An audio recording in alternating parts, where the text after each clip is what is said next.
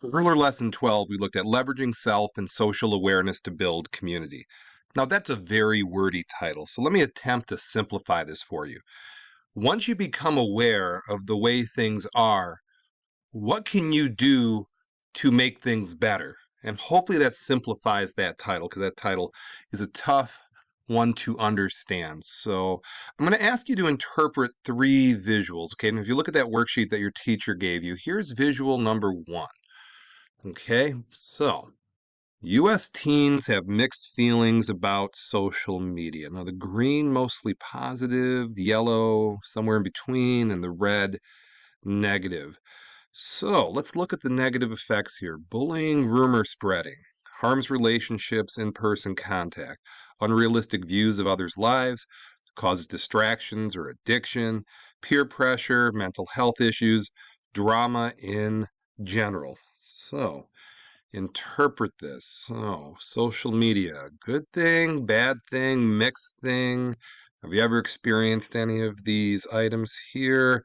I don't know. Okay, so that's visual number one, interpretation number one. Here's number two, negative social media effects over US teenagers by emotional well being. Okay, so blue, low social emotional well being, yellow, high social emotional well being. So let's see. Sometimes I feel left out or excluded when using social media. Okay. I've deleted social media posts because they got too few likes. Okay. Feel bad about themselves if no one makes comments or likes on their post, or have been the victim of cyberbullying, 35%. Okay, so look at this one. It's up on the screen. It's on your paper. How would you make sense of this one? And here's the final visual I'm going to ask you to interpret.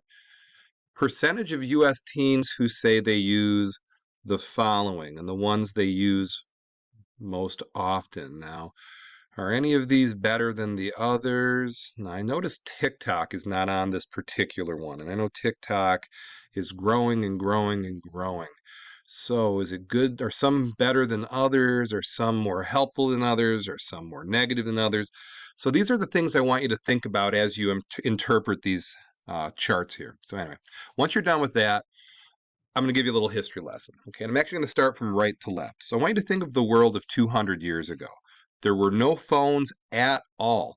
People wrote letters. It took a long time for these letters to be delivered. We call it snail mail today.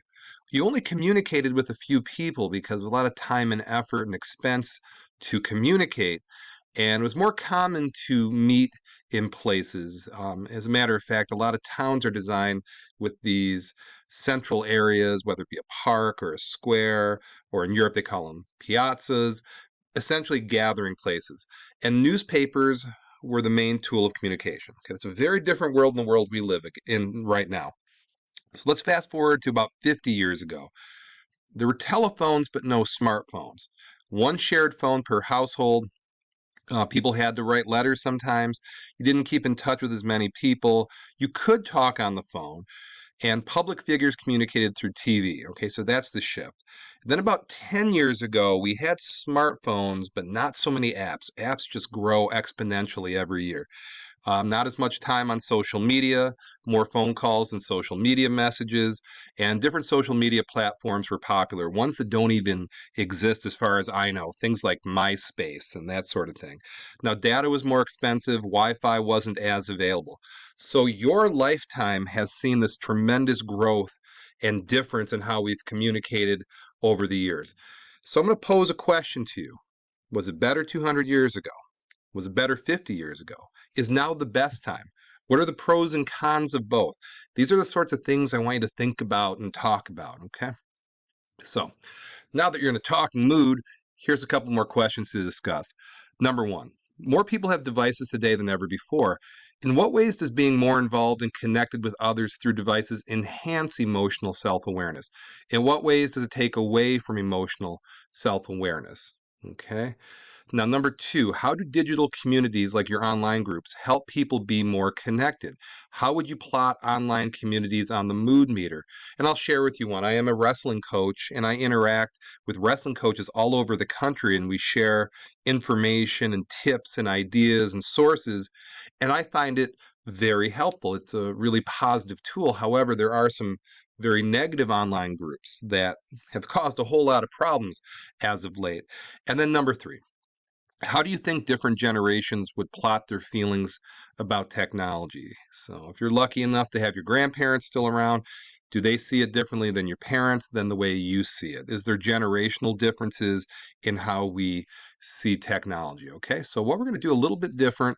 We're going to write our journal entry. That's not the different part, but we are going to combine an application of this with the writing. So the journal entry itself reads, how can using the mood meter to build self and social awareness improve our communities? How might practicing the ruler skills when we use technology make our communities safer and more aware? Okay, so that's a journal entry, but let's put it to action. So I'm going to ask you to do, so I'm going to ask you to plot your emotion on the mood meter. There is the link. And I want you to look at it. And you've seen all the plots where everybody is. Now, what awareness did you get? Looking at that, was there anything that made you a little more in touch with the energy in the room or what people are going through in the room? Okay, so now that you look at that, I want you to give your teacher advice on what he or she can do to improve the Clarenceville Middle School community, because you are all part of that community.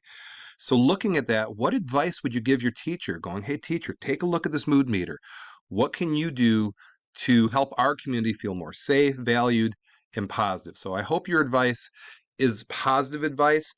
And I hope you can see from that exercise that using technology like the mood meter can make you more aware. And once you are more aware, you can go forward trying to improve matters. And think about this. If everybody did that, if everybody attempted to make it better for everybody else, if everybody in this room was using technology for positive applications of it and boosting people up and improving the world, it would be a better place. And then the converse of that, if people use it for the wrong reasons, it goes the other direction. So hopefully you're on the good side of that. Okay, so thank you for watching.